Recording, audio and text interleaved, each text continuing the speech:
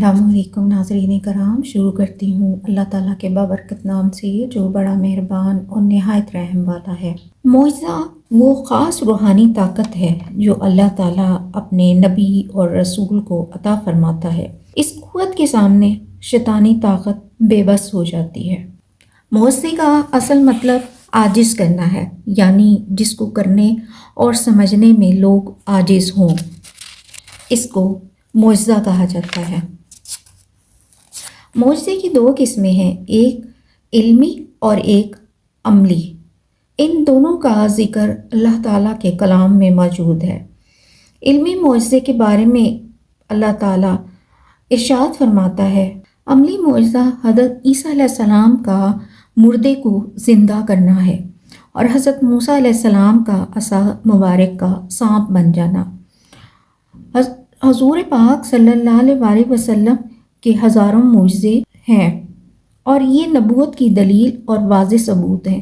ان سے انکار کرنے والا نبوت کا انکاری ہے اور نبوت سے انکار کرنے والا مسلمان نہیں ہو سکتا۔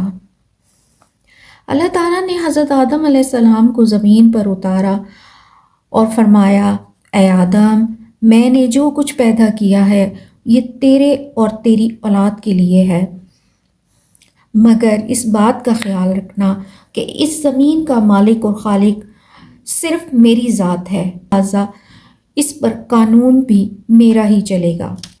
معجزہ تبلیغ کی اہم شاخ ہے۔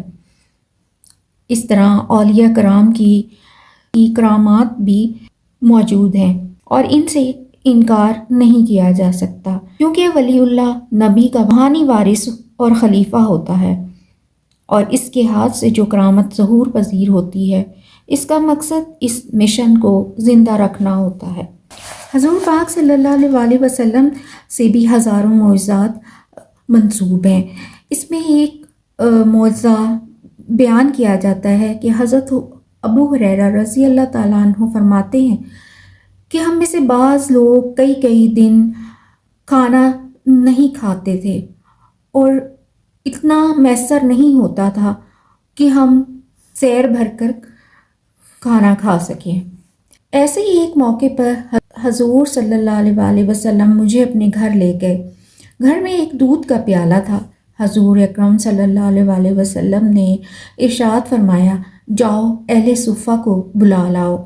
اہل صفہ اسلام کے مہمان شمار ہوتے تھے۔ یہ وہ لوگ تھے جن کے نہ گھر تھے، نہ ٹھکانہ، نہ کھانے کا کوئی مستقل انتظام۔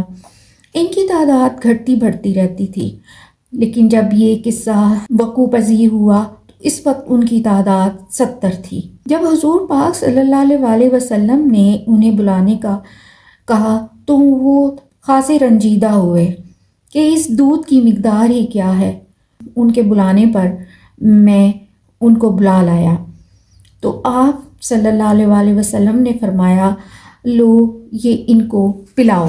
میں ایک شخص کو پیالہ دیتا اور وہ خوب سیر ہو کر پیتا، پھر پیالہ مجھے واپس کر دیتا۔ اسی طرح سب نے دودھ پیا تو حضور اکرم صلی اللہ علیہ وسلم نے پیالہ اپنے دست مبارک میں لے کر تبسم فرمایا اور کہا کہ اب تو میں اور تم ہی باقی ہو۔ میں نے عرض کی، بے شک۔ انہوں نے فرمایا، لو پی لو۔ میں نے پیا۔ ارشاد فرمایا، اور پیو۔ میں نے اور پیا اور انہوں نے عرض کی، اور پیو۔ تو میں نے کہا، یا رسول اللہ، اب میں نہیں پی سکتا۔ اس کے بعد سرکار دو عالم صلی اللہ علیہ وسلم نے پیالے سے دودھ پیا۔ اس طرح 70 اہل صفہ اور حضرت ابو ہریرہ رضی اللہ تعالیٰ عنہ اور سرکار دو عالم صلی اللہ علیہ وسلم نے دودھ پیا۔ ایک دفعہ کا ذکر ہے کہ آپ صلی اللہ علیہ وسلم اپنے صحابہ کرام کے ساتھ تبوک کا سفر کر رہے تھے۔ شام ہونے پر ایک جگہ پڑاؤ کیا گیا۔ وہاں جلانے کے لیے کوئی لکڑی وغیرہ نہیں تھی۔ رات کا کھانا تیار کرنا تھا۔ جب کافی تلاش کے بعد بھی ایندھن نہ ملا تو صحابہ کرام رضی اللہ تعالیٰ عنہ آپ صلی اللہ علیہ وسلم کے پاس تشریف لائے۔ پوچھا کہ اب کیا کیا جائے، کھانا کیسے پکایا جائے۔ حضرت صلی اللہ علیہ وآلہ وسلم نے لکڑیوں کی بجائے پتھر رکھ دیے اور انہیں آگ دکھائی تو وہ خشک لکڑیوں کی طرح جلنے لگے۔ جب تک کھانا پکتا رہا پتھر جلتے رہے، اور کھانا پک چکنے کے بعد وہ پتھر بالکل سالم اور اسی طرح رہے۔ سبحان اللہ۔